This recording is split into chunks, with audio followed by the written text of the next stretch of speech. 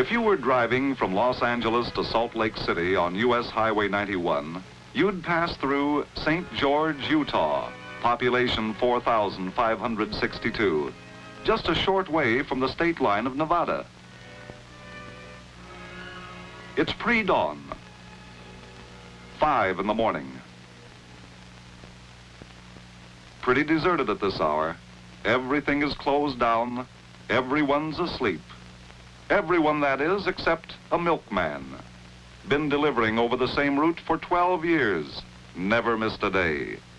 And a police officer patrols the lonely downtown beat. And another night owl keeps his place open 24 hours for tourists coming through. Since the rest of the town was sound asleep, only our night owl saw it, that great flash in the western sky. An atomic bomb at the Nevada test site 140 miles to the west. But it's old stuff to St. George. Routine. They've seen a lot of them ever since 1951. Nothing to get excited about anymore.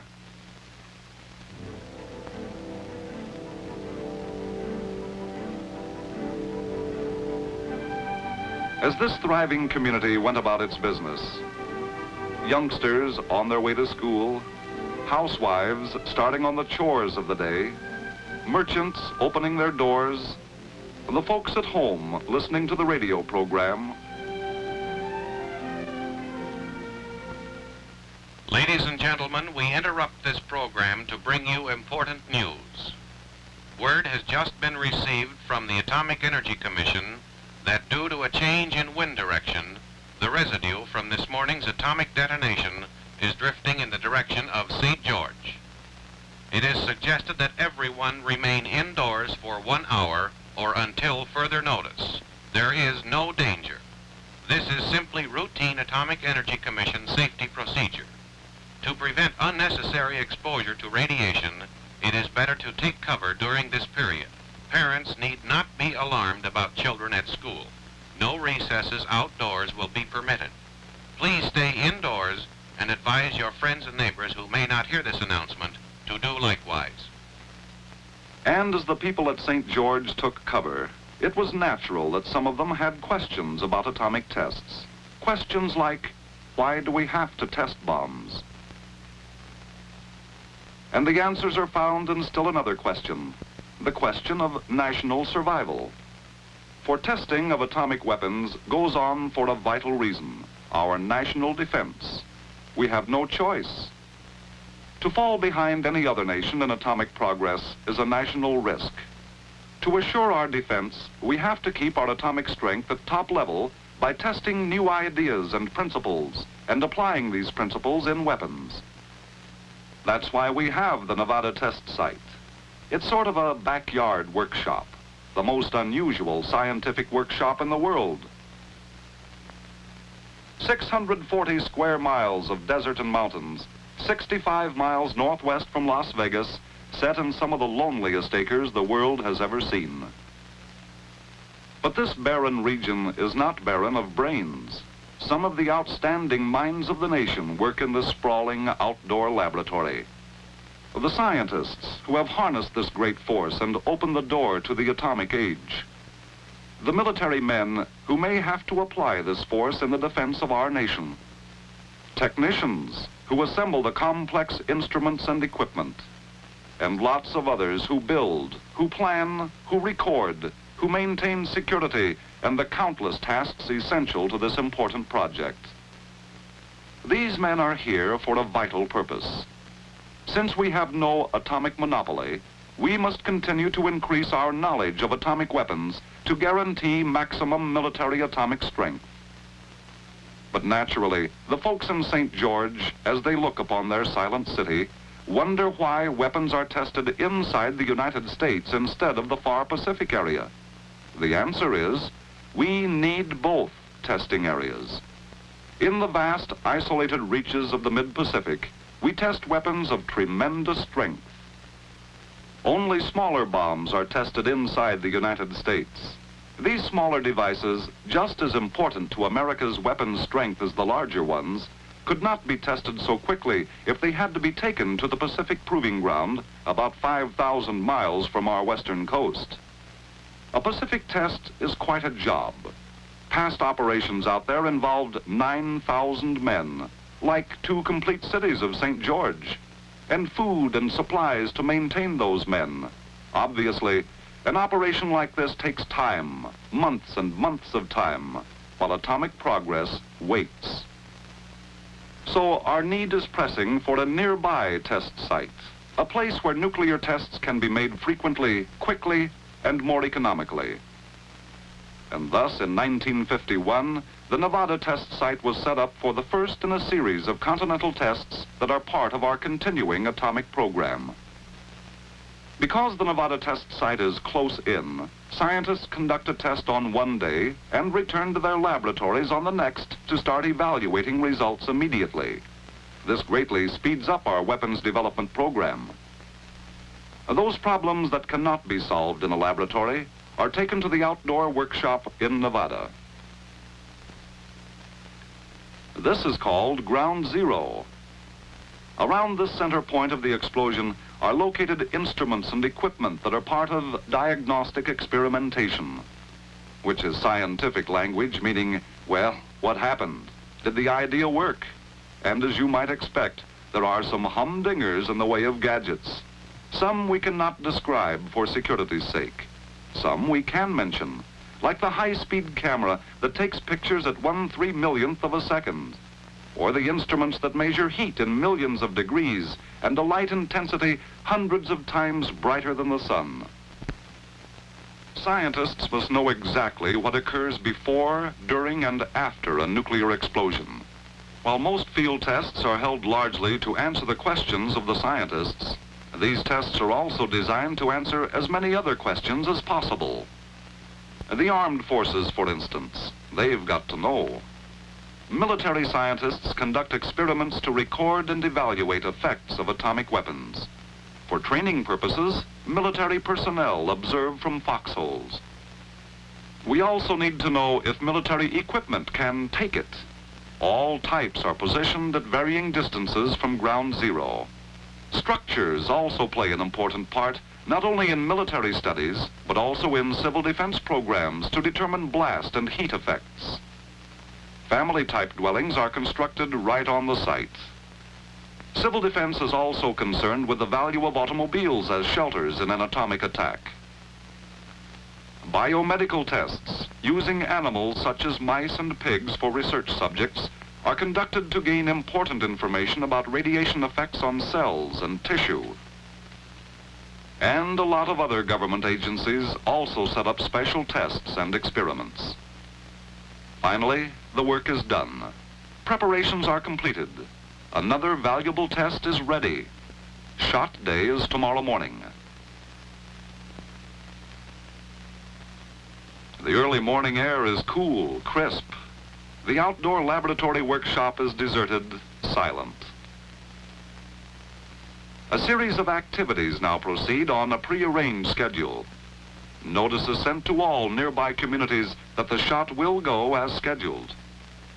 Planes take to the air for sampling, tracking, and photography.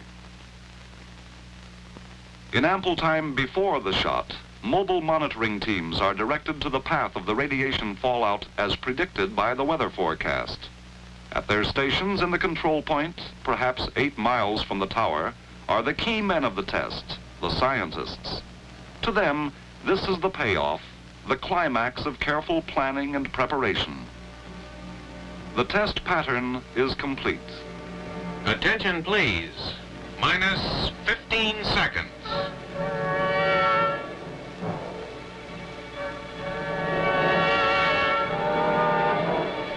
10, 9, 8, 7, 6, 5, 4, 3, 2, 1.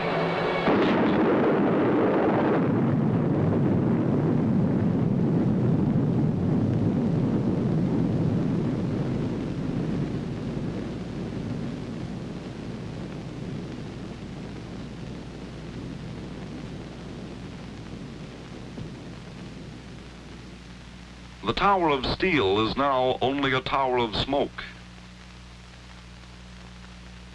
This was a civil defense house. Here was the first row of automobiles. This was a tank. This was a jeep. This was a jet plane. This a bomber. These were structures. At the site, radiological safety teams monitor the radiation level. Now, scientists recover instruments that have recorded what you might call the fingerprints of nuclear fission. For these imprints answer questions that will speed our progress in weapon development and efficiency. But is all this difficult work worthwhile? Is the Nevada test site living up to expectations? The answer is yes. We have come a long, long way in a few years. Not only do we have a large stockpile of heavy weapons for our big bombers, but also smaller atomic bombs for jet fighters to carry for tactical purposes, and atomic artillery to support frontline troops.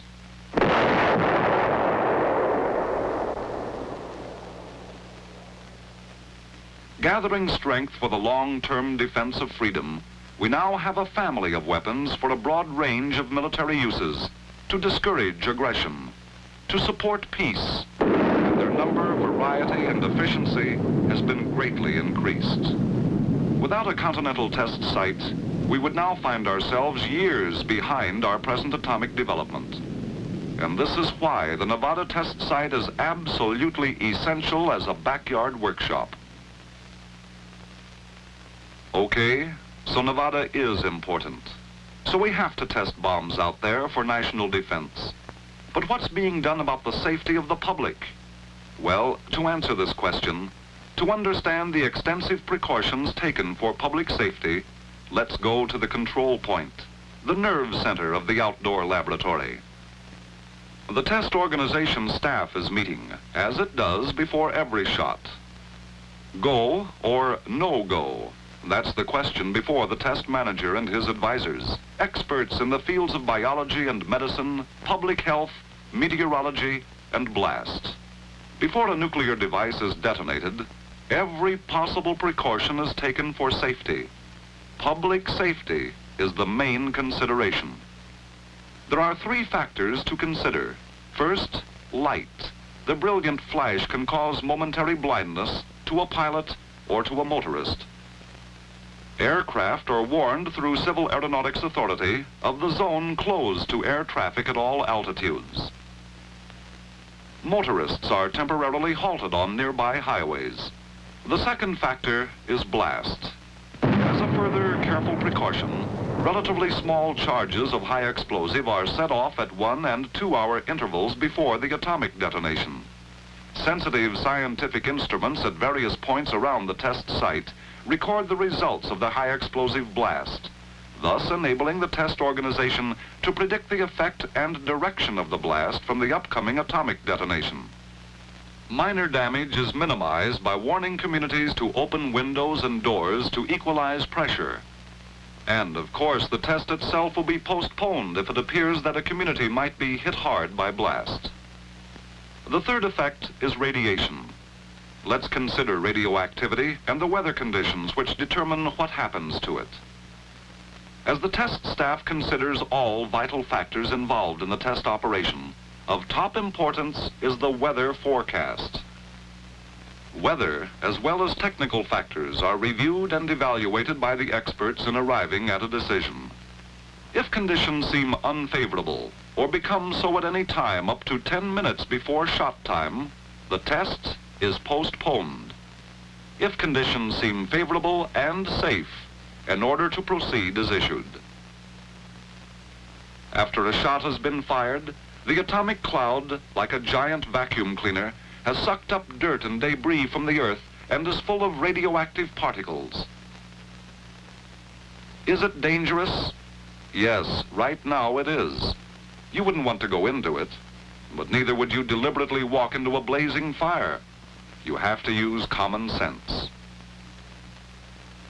There may be an area of real danger which may extend a few miles from ground zero.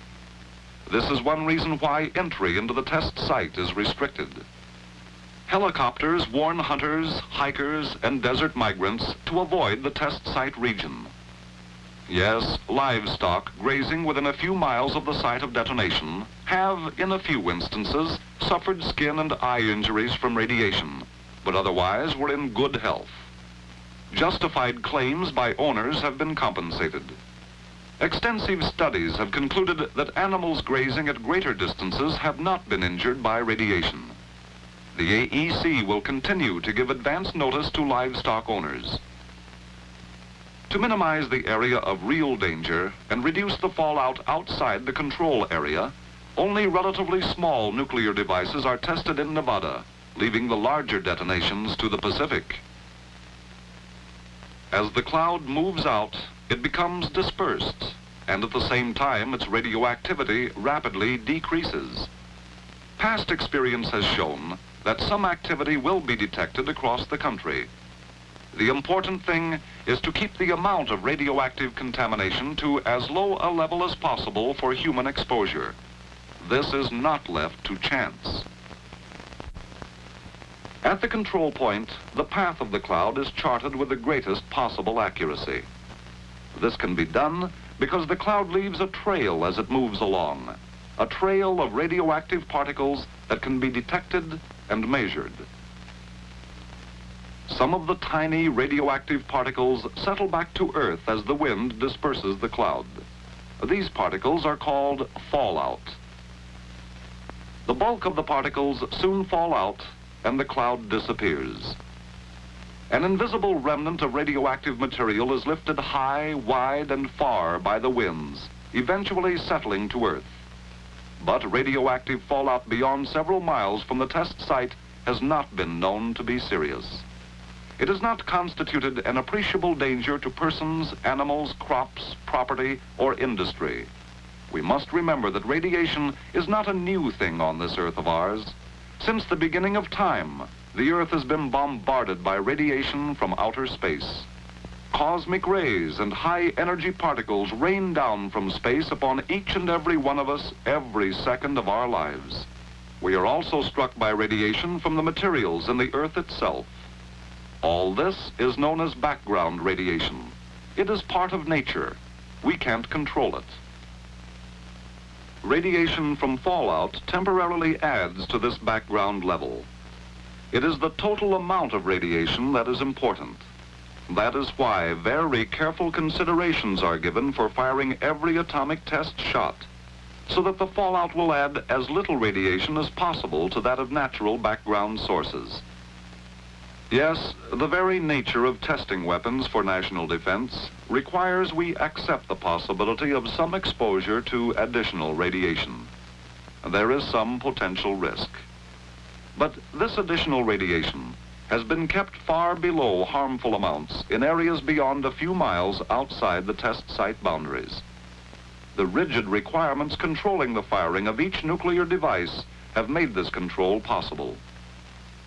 To provide even further assurance, radiation monitoring teams are continually on the job during the test periods, guarding the safety of the public. In fact, a monitoring system on a national scale has been established to keep track of the movement and direction of the cloud. Monitoring is not confined just to areas near the test site.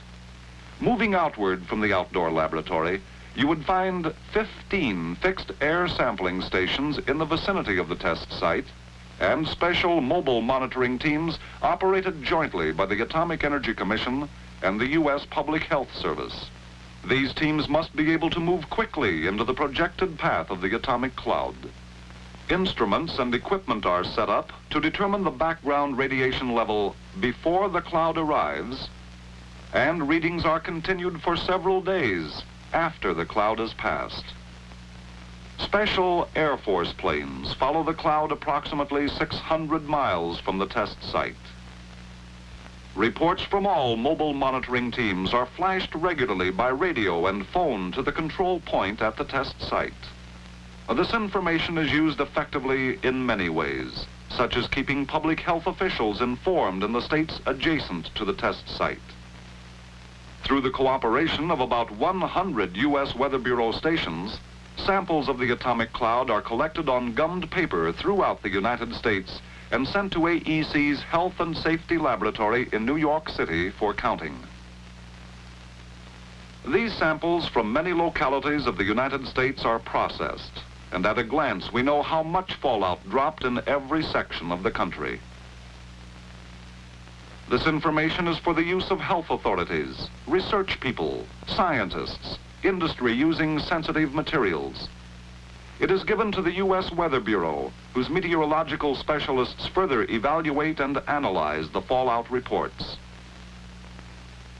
These reports, incidentally, are extremely useful to meteorologists in the study of wind currents and the movement of air masses.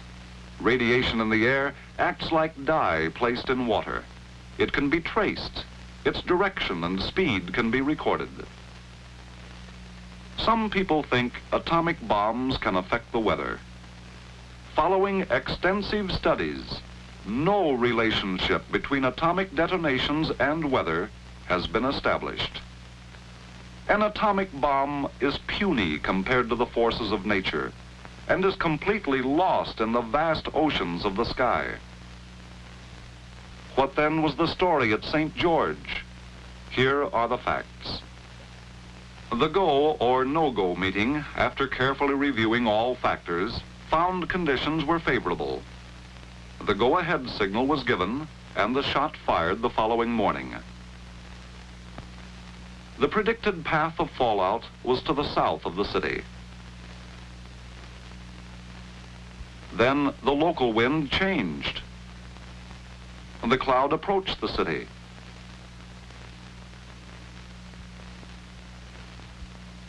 The word was spread throughout the community, and the citizens calmly took cover. 1 hour and 50 minutes later, at 11:25 a.m., the all-clear announcement was broadcast. Actually, when the invisible cloud had passed, the total amount of radiation deposited on St. George was far from hazardous.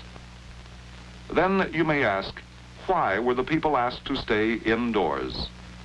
For a very simple reason. The Atomic Energy Commission doesn't take chances on safety. It is the AEC's policy to keep to a minimum any exposure of persons to radiation. This wide safety margin controls AEC's attitude toward radiation involved in any of its activities. So the citizens of St. George were asked to go indoors to avoid unnecessary exposure. The amount of radioactivity that fell on St. George was not dangerous. But the AEC felt the precaution to avoid exposure was good common sense. Such caution will continue to govern operations relative to the Nevada test site. With this rigid standard of safety, testing of atomic weapons must go on. Orderly, well-conceived testing must continue. The testing of atomic weapons at Nevada is essential in the world of today to our existence as a nation.